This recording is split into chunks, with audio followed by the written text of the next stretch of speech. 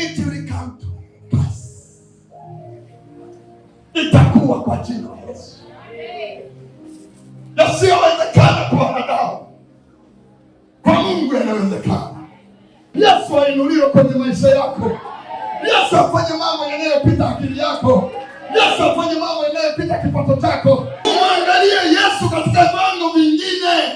Anasema Waefeso ile 3:30, atukuzwe yeye Roho Mtakatifu aliyeko ndani yako, awezaye kufanya mambo ya ajabu mno kuliko yote uyawazayo na kuliko yote uyaombayo, kwa kadri ya nguvu ya imani iliyoko ndani yako inayotenda kazi hata sasa.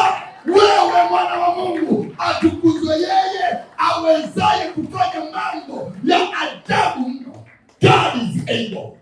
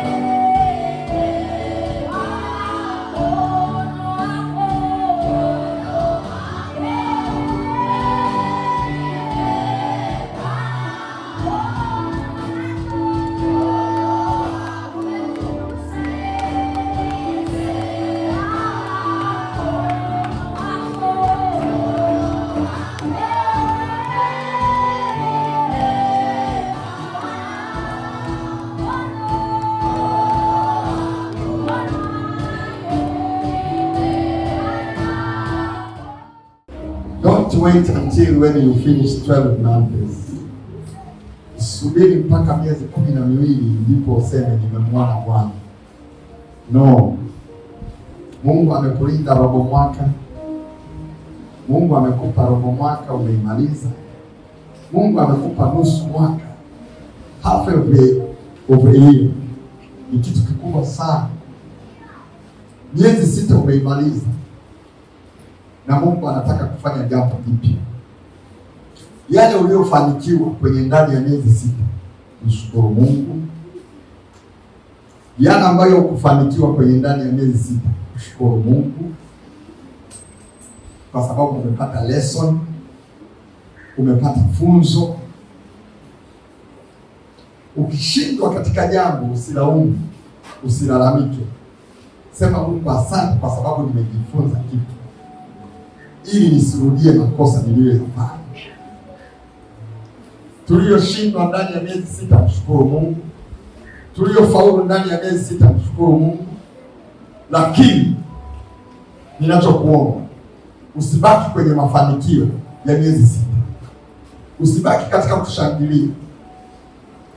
Kushindwa kwetu ni kuomba katika jina la Yesu tupuzike. Kushindwa kwetu ndani ya miezi 6 tupuzike. Na kushinda kwetu ndani ya miezi 6 tupuzike. Twende kwenye kitu kingine. Amen.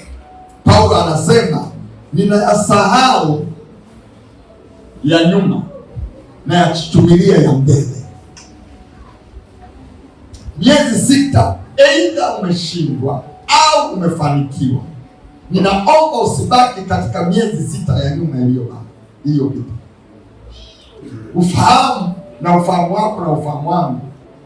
Don't celebrate about your victory of yesterday. Watch out what is coming ahead of you and prepare your mind to face it. Usikae katika kushangilia ushindi wa miezi 6. Anza kujiandaa na Mungu akupe macho ya miezi 6. Future inayokuja uweze kuona kile ambacho Mungu anataka kufanya mbele yako. Kwa hiyo vyote viwili visituponze. Tumeshindwa, tusikae kwenye kilio cha miezi 6, maana hicho kilio hakitatupa faida. Tumeshinda, tusikae kwenye kushangilia jana yetu, maana jana imepita, haitarudi tena. Ushindi wa jana sio ushindi wa leo. Kwa hiyo inuka tena. Ndio maana tunataka kumaanisha mwanadamu anaweza akatekwa na jana na akatembea katika jana yake wakati yuko leo. Kila saa nakumbuka hasara aliyoipata jana. Kwa hiyo hawezi kuiona leo, kwa sababu leo analilia jana.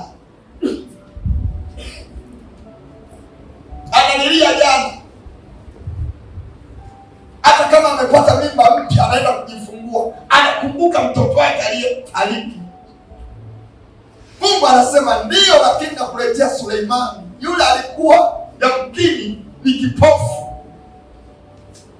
na kuinulia ambaye ni kitu kingine. Usikae kwenye jana. Ndio maana neno la Mungu linatuambia katika Isaya, ni neno la Mungu, ni neno la Bwana.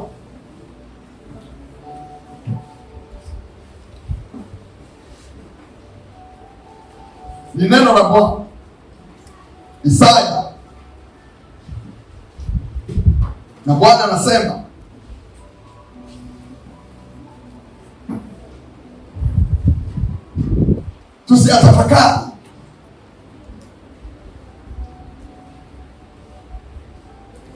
tusiyatafakari mambo ya zamani.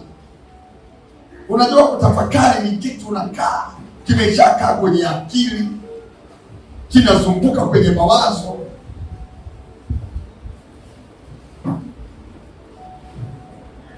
Isaya 43 mstari wa 18. Isaya 43 mstari wa 18. Mungu anasema, msiyakumbuke mambo ya kwanza, wala msiyatafakari mambo ya zamani. Mungu anapokukataza, anajua matatizo ya kutafakari jambo lililopita, hasa kama alikuletea ushindi. Linakufungia leo yako, linakufunga akili zako, linafunga opportunity zote ambazo Mungu ameziweka mbele yako.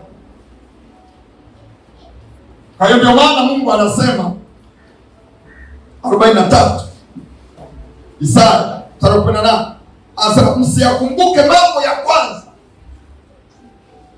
Msiyakumbuke.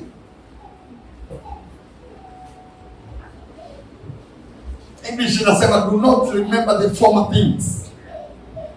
Mambo yaliyotokea, hasa yaliyokuwa hayajaenda vizuri. Ukikaa kwenye hayo,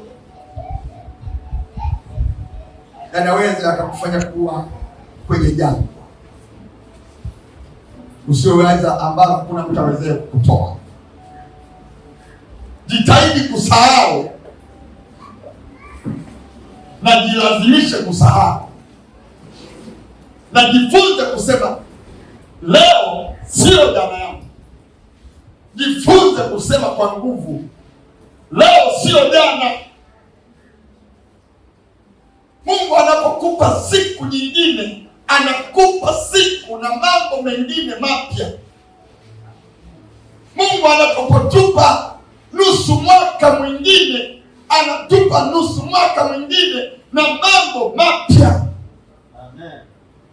Lakini tunaweza tukafungwa. Unajua Mungu aliwatoa wana wa Israeli katika utumwa waliokuwepo miaka 430. Aliwatoa nje kabisa from the kingdom of Pharaoh, akawatoa kwenye ufalme wa Farao kabisa physically. Musa akawalinda, Musa akawaongoza, akawatoa. Unanielewa? Amen.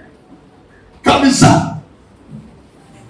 Lakini ule utumwa haukuondoka ndani mwao. Unanielewa? Kimwili waliondoka.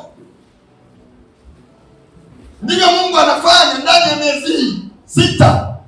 Mungu anafanya jambo jipya kimwili kabisa. Tunajua tumetoka kwenye miezi 6, tunaingia kwenye miezi 6 ya kumaliza mwaka kimwili, lakini kiakili na kifahamu inawezekana kabisa huko Januari, na mbaya zaidi inawezekana huko kwenye mwaka jana. Kuna jambo lilikamata mwaka jana, kuna jambo lilikuumiza. Kila mwaka hauoni, watasema ni mwaka mpya, lakini kiakili mwaka mpya huoni. Kwenye akili zako haupo. Sio kwamba mwaka hujabadilika, kalenda imebadilika, tarehe zimebadilika, kila kitu kimebadilika, kodi zimebadilika, vyakula vimepanda, mafuta yamepanda, kila kitu kimebadilika, kwenye hali ya nje kimebadilika, ila akili hazijabadilika. Hiyo ni hatari sana. Ni rahisi sana kubadilisha miezi tunayoingia, lakini Mungu atusaidie kila mmoja wetu. Badilika, napokea neema ya Mungu inapokudia. Hilo litakuwa ni badiliko kubwa. Jina la Bwana libarikiwe. Kwa hiyo mstari huu ambao Bwana anatuambia ule mstari wa 18, Mungu anasema msiyakumbuke mambo ya kwanza. Msiyakumbuke mambo ya kwanza. Kwa kweli waga inanipa shida kidogo. Naweza kaa na mtu akakueleza jambo limetokea mwaka jana, mwaka juzi, yaani waga mimi nakaa pembeni, nafikiria kasema hivi, huyu mtu moyo tunze hizi kumbuka, na jambo ni baya. Huu moyo anawe, yaani anatunzaje? Waga inanipa ugumu. Amina. Mema alafu najitajiri kusahau. Unajua kinachowakosaga nini? Kuna maeneo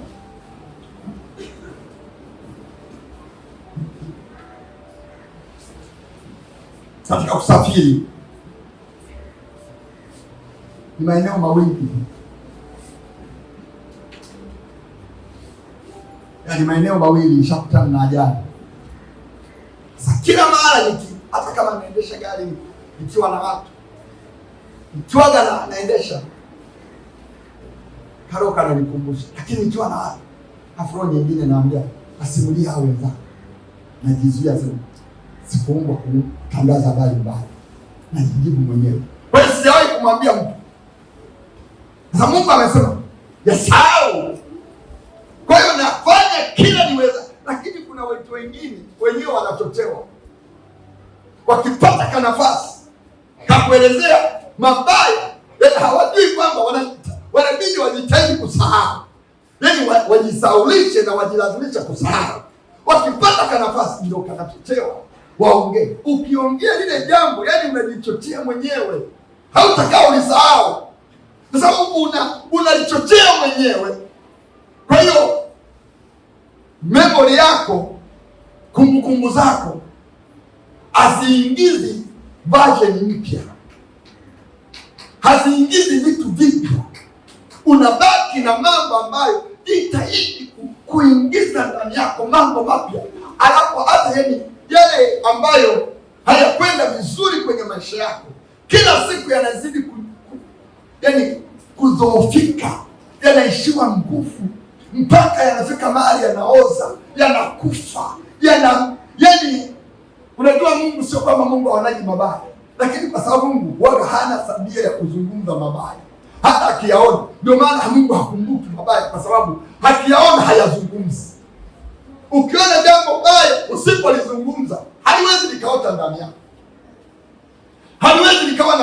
ndani yako.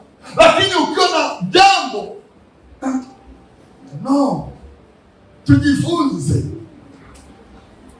Haleluya, haleluya, haleluya, jina la Bwana libarikiwe.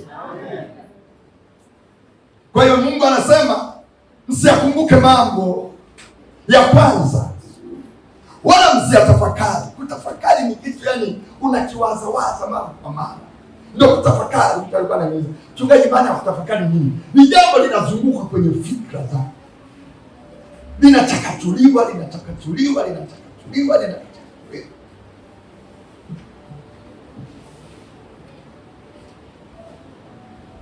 Unajua watu wanavyotengenezaga hasira.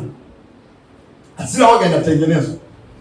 Mtu anaweza kukwambia jambo, mjinga sana, ukilipuuzia limepita. Lakini ukianza kulichakachua, hivi amesemaje? Hivi nani? Mimi nani? Hivi mimi mjinga? Hivi mjinga amenionaje mpaka niambie mjinga? Hivi unajua mtu anadharau sana, kaniambia mimi mjinga.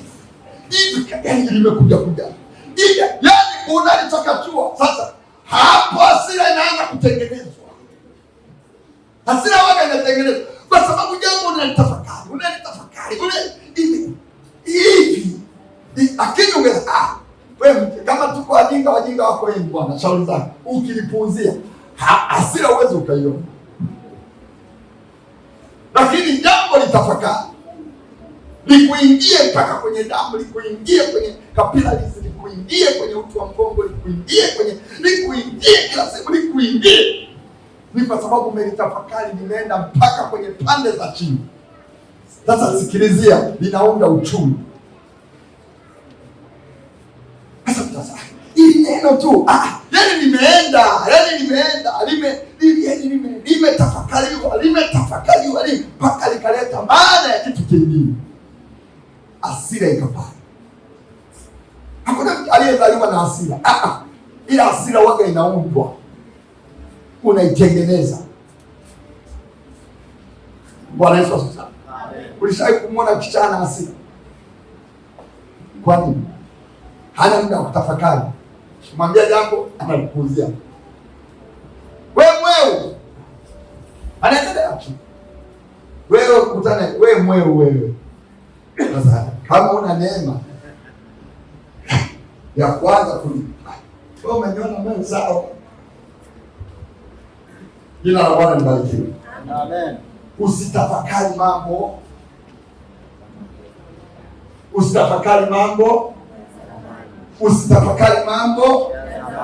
Tazama Bwana.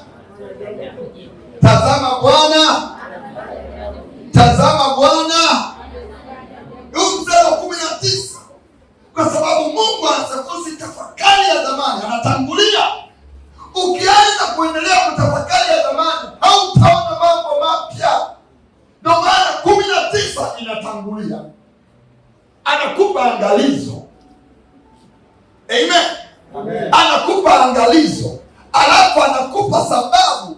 Ukiwa unaendelea kutafakari hayo mambo, hautaona mwezi mpya, hautaiona nyakati mpya zinazokujia. Utabaki katika utu wako ule wa kale. Huu mstari unaofuata wa 19 anasema tazama, Mungu anataka ufungue macho yako kwenye mambo mengine, yale yameshapita. Sema Waswahili unasema yaliyopita tuyagange. Sasa wewe kwa nini unataka kuganga yajayo?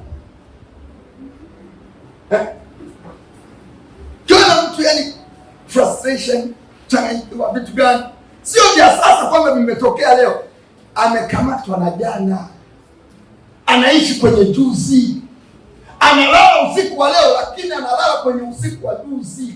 Halali leo, hana usiku wa leo. Hawezi akaona usiku Mungu aliyompa leo. Analala kwenye usiku wa juzi. Pressure yake haijaja leo. Ana pressure kwa sababu ya lile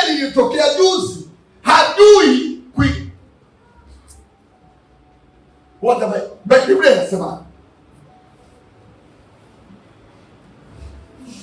hii ndio siku aliyoifanya Bwana. Nitafanya nini? Nitafurahi na kushangilia katika siku. Unaelewa? Unaelewa? Unaelewa?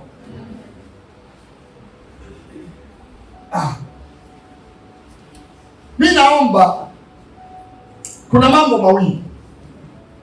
Unapovaa nguo nyingine unabadilisha, na unapoenda bafuni kuoga, naomba yani vitu vyote, na usioge mwili tu, oga na mawazo, yani kwamba hii uchafu wa jana umeisha, sasa nataka upya. With all things, yani the day iage vizuri. Siku yako ya jana imekuletea neema, shukuru Mungu. Imekuletea adhabu, usikubali siku mpya Mungu anayokupa uingie na jana yako. Bury your yesterday, zika jana yako, na ione jana itarudi tena, na umwambie Shetani, jana kweli umeniweza, lakini ashukuriwe Mungu. Mungu amenifufua leo, na nitaona ufufuo wa siku hii ya leo. Bwana Yesu asifiwe. Na kuomba kwa jina la Yesu Kristo mwana wa Mungu aliye hai. Amen. Yafanye maisha uende kama Mungu anavyotamani uende. Mstari wa 20 anasema, mstari wa 19, tazama nitatenda neno jipya. Nitatenda neno jipya. Believe God. Mwamini Mungu. Sio hali unayoona, sio unavyojisikia. Shika kile Mungu anachokisema. Najua wapelelezi wale 10 waliangamia kwa sababu walishika vitu ambavyo hata Mungu hajasema. Mungu akwambia huko mwendako kuna majitu, kuna watu warefu, sijui nchi na meza watu. Walitoa wapi? Sawasawa na walianza kuona kwenye akili zao. Lakini Joshua na Caleb hawakusema kuna majitu, hawakusema kuna vitu, hawakusema, walisema Mungu ametuingiza kwenye. Yani hata kama walirudi na kile kichane cha dhabihu na nini, hawakuelezea habari zake kwamba jamani, yani kaditu kadogo, yani kule mti unatoa dhabihu kubwa, yani Mungu ni wa ajabu. Ni hawakuwa na sifa hizo, lakini walimezwa na akili zao. Ninaomba kwa jina la Yesu, hakika Mungu alitupa miezi 6 ya kutangulia mwaka huu. Sijui umekutana na nini, lakini naomba kwa jina la Yesu, akili yako, chochote ulichokutana nacho kisikublock kwenye mind, kisikublock kwenye akili. Useme nazika kilichotangulia, sicho Mungu anaenda kufanya mengine ambayo sijawahi kuyaona, sijawahi kuyasikia, sijawahi kuyaomba. Mungu ninayemwamini kini, na uwe na imani. Pasipo imani haiwezekani kumpendeza Mungu.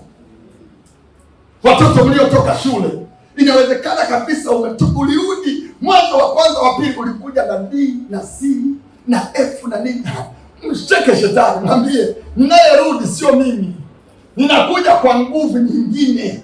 Yule amekufa na muogope sasa anayefufuka. Ule nilikuwa nimekufa kweli, tulikufa pamoja tukapata hayo tuliyopata, lakini naenda kuongoka na Mungu aliyenileta tena. Mungu amekufufua tena ili ufanye maajabu ambayo watoto wengine watasema hakika Mungu ni wa ajabu. Sema ninakuja, sio mimi ulionijua. Haleluya. Speak it. Sio mimi ulionitambua. Kwa msaada wa Roho Mtakatifu, kwa msaada wa Bwana, kwa nguvu nyingine. Mimi sikutii moyo. I am telling you the truth. Nakwambia kweli ya Mungu. Bwana Yesu sasa. Yaone na uanze kukiri na uanze kusema Shetani yupo na Mungu yupo. Amina. Mungu alinifundisha kanuni hii. Akasema siku 40 nilipokuwa nyikani, nilipokuwa nyikani, shetani ananijaribu. Jaribu la kwanza nikakiri, jaribu la pili nikakiri, jaribu la tatu nikakiri. Yale maneno Yesu aliyomaliza, malaika wakaja kumhudumia. Ndio umepata majaribu, inawezekana, ambayo mwanadamu hajawahi kuyakutana nayo. Umepita mahali ambapo kwenye maisha yako yote uliyoishi hujawahi, lakini sasa Mungu anasema umefufuka tena. Ufufuko wako huu, nenda nao, mwambie shetani, Bwana alinilinda, ulinijaribu lakini ulishindwa. Sasa mimi nakujia tena kwa jina la Bwana wa majeshi, na hautaniweza. Utajaribu, hautaniweza. Umejaribu majaribu yako yote, umeshindwa. Umeshindwa. Asingeshindwa usingekuwa umesimama leo. Unanielewa? Asingeshinda usingekuwa umesimama leo. Mtoto wa Mungu, Yesu asingekushindia wewe, usingekuwa umesimama. Lakini kwa sababu umesimama, umwambie Ibilisi, nimeshinda na zaidi ya kushinda, na tena nakujia kwa jina la Yesu, na nitakushinda hata ulimwengu. Nampenda Daudi. Nampenda Daudi. Akasema Daudi alipata wapi ufunuo? Akasema Goliathi, nitakumaliza dunia nzima. Wakati wa Daudi haikuwepo WhatsApp, hakuwepo kitu chochote, Facebook, TikTok. Yaani jambo lilipokuwa linatokea pale, hakuna namna lolote litakaloenea. Lakini Daudi kwa ufunuo wa Roho Mtakatifu akasema, hili nalo nifanya leo, dunia nzima itajua. Dunia nzima, hata leo Dar es Salaam tunajua kwamba kwa mkono wa Bwana Daudi alimaliza Goliathi. Akasema dunia nzima itajua kwamba Mungu haokoi kwa majeshi, kwa mkuki. Ninakuja kwa jina la Bwana. Dunia nzima itatambua. Leo unajua unachofikiri kitakuwa kama ulivyoona. Daudi wakati wake jamani, hakukuwa na lolote. Radio hamna, TV hamna. Anasema dunia hii inayoenda kulifanya leo. Sasa wewe unashindwaje na kijana ambaye hakuna teknolojia yoyote, lakini anasema ninachokifanya hapa leo dunia nzima itajua? Kwa nini usijue kwamba mambo ambayo Mungu anakupa neema, usijue kwamba dunia nzima itaenda kujua kwamba hakika huyu Mungu anafanya. Sio kwa ajili ya jina lake, dunia nzima. Kuwa na vision. Amina. Kuwa na maono. Mruhusu wa Mungu. Dunia nzima. Wapi hadithi ya Goliathi na Daudi isipojulikana? Wapi niambie? Na wapi? Lakini Daudi aliyajua. Akasema hiki ambacho fursa hii ambayo Mungu amenipa, dunia nzima. Na hakujua hata kama itaandikwa, lakini alijua kinachoenda kufanyika. Hebu mwangalie Mungu katika viwango vingine. Mwangalie Mungu katika viwango vingine. Naomba inua macho yako, mwangalie Mungu katika viwango vingine. Umwangalie Mungu wako katika viwango vingine. Umwangalie Yesu katika viwango vingine. Anasema Waefeso ile 3:30, atukuzwe yeye Roho Mtakatifu aliyeko ndani yako, awezaye kufanya mambo ya ajabu mno kuliko yote uyawazayo na kuliko yote uyaombayo, kwa kadri ya nguvu ya imani iliyoko ndani yako inayotenda kazi hata sasa. Wewe mwana wa Mungu, atukuzwe yeye awezaye kufanya mambo ya ajabu mno. God is able. Mungu yuko tayari kufanya mambo ya ajabu kuliko yote unayoyawaza na kuliko yote unayoyaomba, kwa kadri ya uweza. Tayari wa uweza uko ndani yako. Tayari wa uweza uko ndani yako. Nasema tayari wa uweza, mwanafunzi, uko ndani yako. Unaweza ukaamka kidogo ukacheza kidogo. Hebu wanafunzi, amka kidogo, mcheze kidogo. Unasema tayari Mungu ameshanipa uwezo. Hebu amka kidogo, simama kama watoto wa vijana. Simama kama Daudi. Sema uwezo uko ndani ndani yangu. Simama kwa jina la Yesu. Simama, sema uwezo uko ndani yangu, na yaweza mambo yote katika yeye anitie nguvu. Hebu tamka kwa jina la Yesu. Ninaona mainjinia, ninaona mapiloti, naona madaktari, naona air hostess, naona watu wakubwa, ninaona waheshimiwa, ninaona wabunge, ninaona watu ambao hata wazazi wao hawajawahi kuyaombea. Punga mikono. Ninawaona watu wa usalama, ninawaona watu walishika nyadhifa, ninawaona kwa jina la Yesu. Ninawaona wamesimama mbele yangu kwa jina la Yesu aliye hai. Punga mkono wako wa ushindi katika jina la Yesu. Yaamini ambayo Bwana anasema, it will come to pass. Itakuwa kwa jina la Yesu. Yasiyowezekana kwa wanadamu, kwa Mungu yanawezekana. Haleluya. Jina la Bwana libarikiwe. Jina la Yesu litukuzwe. Yesu ainuliwe kwenye maisha yako. Yesu afanye mambo yanayopita akili yako. Yesu afanye mambo yanayopita kipato chako. Yesu afanye mambo yanayopita utaifa wako. Yesu afanye mambo yanayopita. Come on. Bwana Yesu asifiwe sana. Oh my God.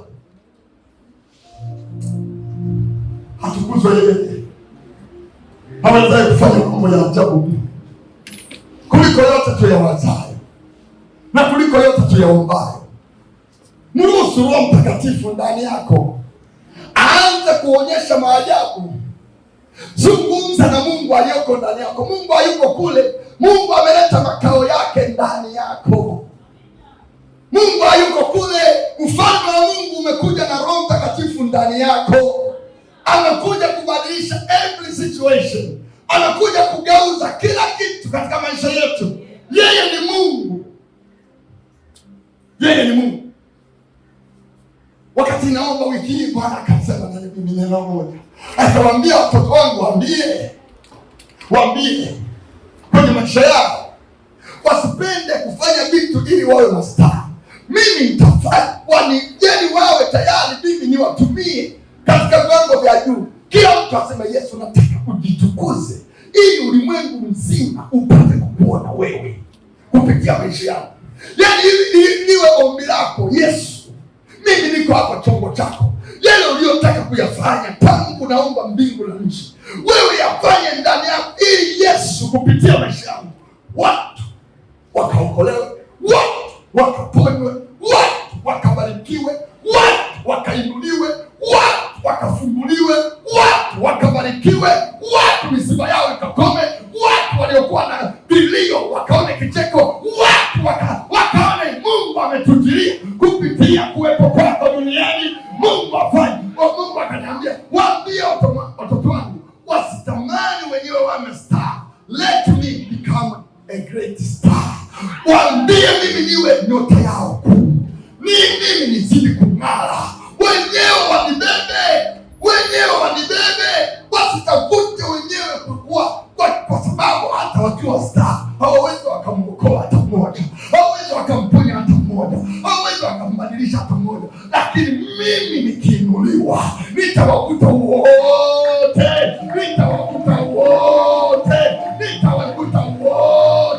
Nitawabariki wote. Nitawainua wote. Nitawaponya wote. Nitafanya mambo. Anasema tafuta, kila mmoja atafute Mungu. Nipe ujuzi ambao mwanadamu yeyote hana. Salifanya kwa Suleimani, salifanya kwa Yusufu, salifanya kwa Danieli, salifanya kwa Paulo, salifanya kwa Petro. Miujiza kupita kiasi, lakini walibaki kuwa ni wanadamu wa kawaida, ila walimuinua Yesu kupita kawaida. Naomba kwa jina la Yesu, Mungu amekusudia kufanya mambo yasiyokuwa ya kawaida. Mwambie Bwana, acha uinuliwe. Fanya mambo ambayo mwanadamu hawezi kuyafanya. Nibariki kuliko mwanadamu yeyote, hata kama ni marais wote duniani na mawaziri wote na wafalme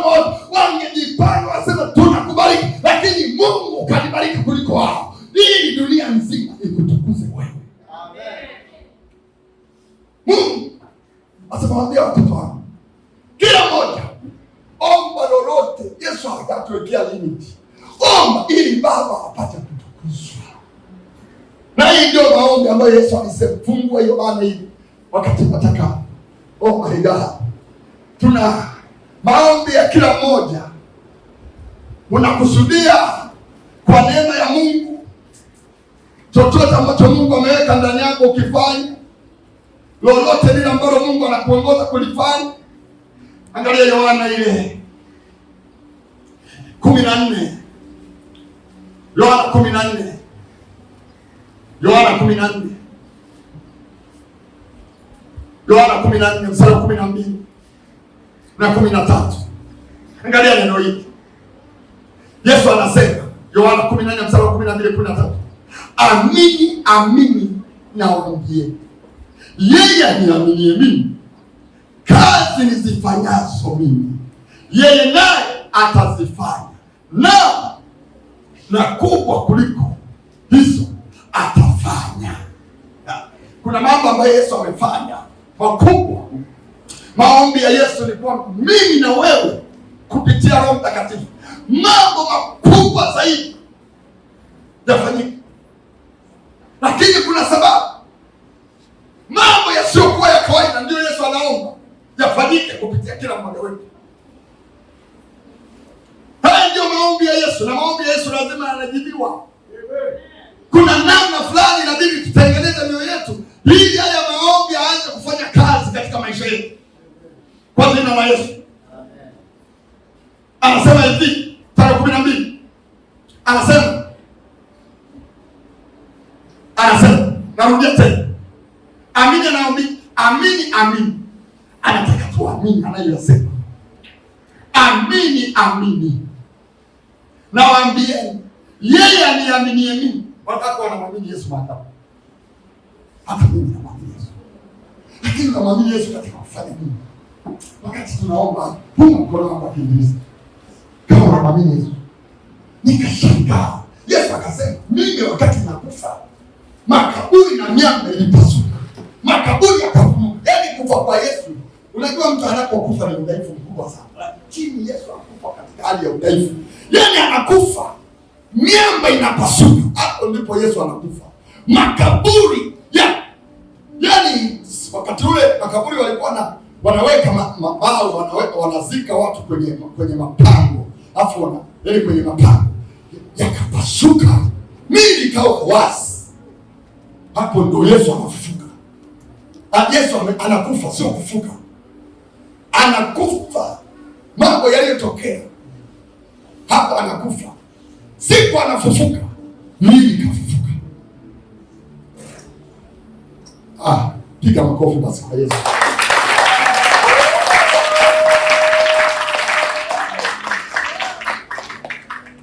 Watu walijishika vifua vyao, wakasema hakika saya ila anakufa. Hakika huyu alikuwa ni mwana wa Mungu. Hakika huyu alikuwa ni mwana wa Mungu. Hapa anakata roho. Pazia la hekalu likapasuka tangu juu mpaka chini.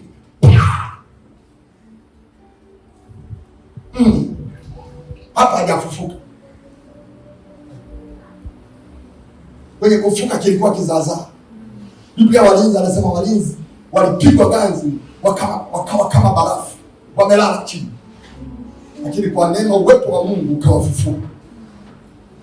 Sasa Mungu hakuja kuangamiza, alikuja kuleta uhai. Amen. Bwana Yesu asifiwe. Amen. Lakini angalia neno hili, Yesu anasema wapendwa, tunaingia mwezi wa 7.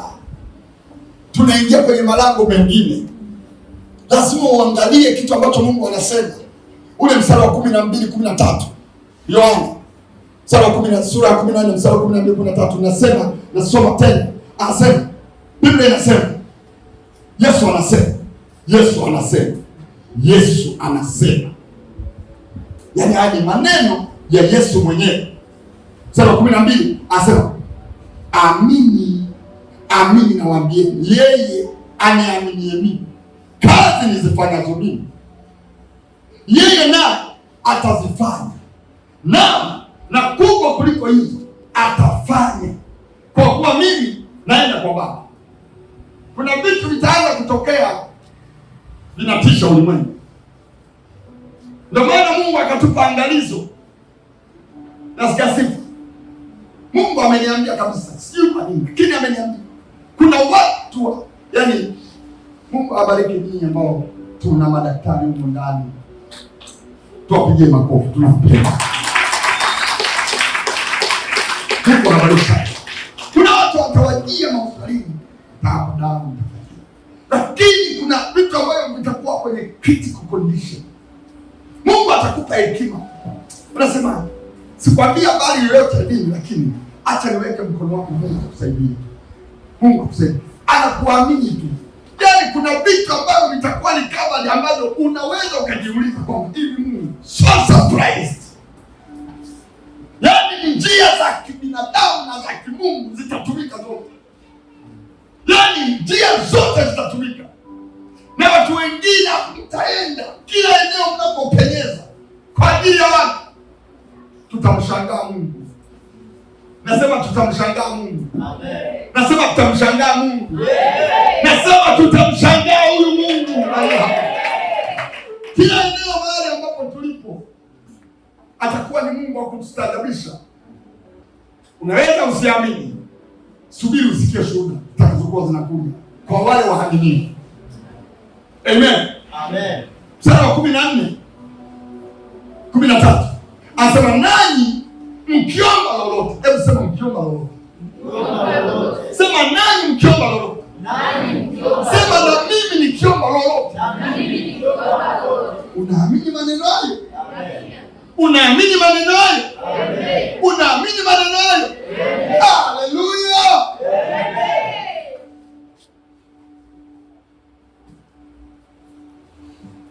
Yesu amesema tunaingia, wapendwa. Hii ni final. Mungu anatupa maneno ya kuingia kwenye final. Amen. Amen. Nanyi mkiniomba lolote, anything, no limit, lolote, hakuna mipaka, lolote, sawa sawa na mapenzi ya Mungu. 14, 13. Anasema nanyi mkiniomba lolote kwa jina langu. Sio yaani hii jina lake. Haki vitu vitatendeka ni kwa sababu yangu mimi. Ni kwa sababu yake yeye. Lolote litafanyika. Si kwa ajili ya pendo, si kwa ajili ya kutuinua sisi, tulishainuliwa. Hebu mwambie mwenzako sisi tulishainuliwa. Mwambie mwenzako sisi tulishainuliwa. Tuliinuliwa pamoja na yeye. Tukafufuliwa pamoja na yeye. Tukaketishwa pamoja na yeye. Sisi ni kazi yetu kumuinua yeye aliyetuinua. Haleluya, piga makofi mazuri. Kazi yetu ni kumuinua yeye aliyetuinua. Haleluya. Kazi yetu ni kumuinua yeye aliyetubariki kwa baraka zote za roho katika ulimwengu wa roho. Wabarikiwa, punga mikono yenu. Punga mikono. Punga mkono wako. Sisi ni wabarikiwa. Wabarikiwa wa Bwana. Punga mkono wako wa kiinjilisti. Haleluya. Hatufanyi kazi ili tubarikiwe. Tunafanya kazi kwa sababu Mungu ametuweka tufanye kazi ili tufanyike kuwa baraka kwa watu. Kubarikiwa, tulishabarikiwa na Mungu. Tulishabarikiwa hata kabla hatujazaliwa. Tulishabarikiwa. Bwana Yesu asifiwe. Ukishaitwa mwana wa Mungu wewe ni mbarikiwa. Hata kama hujajielewa. Amen. Lakini utajielewa vizuri tu. Mwana wa Mungu, kila mtoto aliyezaliwa na Mungu ni mbarikiwa. Kwa hiyo tunafanya ili tuweze kubariki ulimwengu.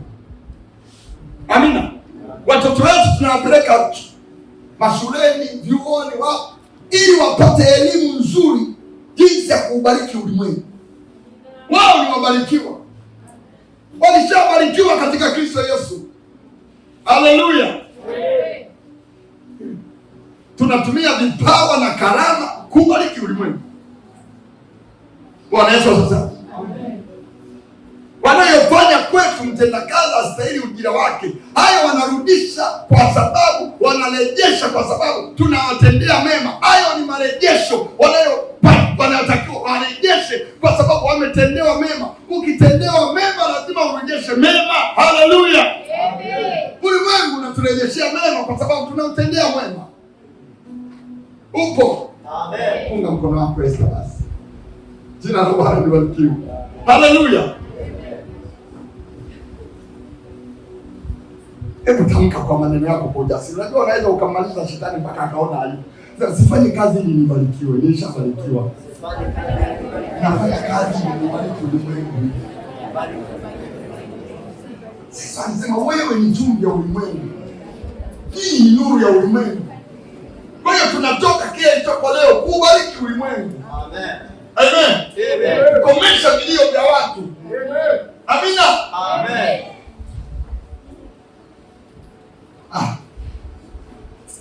Elewa mambo haya, utaishi kwa furaha na amani. Amen. Jina la Bwana libarikiwe. Amen. Ukiingia kwenye ofisi yako au kwenye biashara yako, mbarikiwa amekuja. Wewe unasema mbarikiwa amekuja. Amen. Wewe unatamka mbarikiwa ameingia. Amen. Sasa wengine wanataka kuita kwanza mbarikiwa, mtume mbarikiwa, sadaka mbarikiwa. Hivyo hivyo. Wengi ukiingia mbarikiwa amekuja. Sasa ukizungumza na mimi haya ukisema ili ukifuatisha ai popote mbarikiwa ameingia. Amen.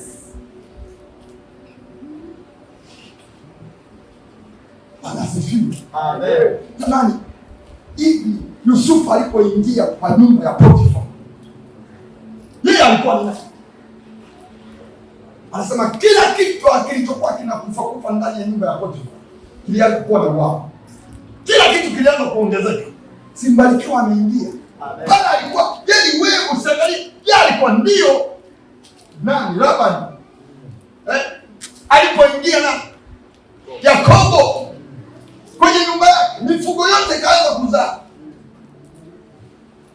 Kuna mahali kuna watu wanafanya kazi wakiama kama ni kampuni inarudi chini.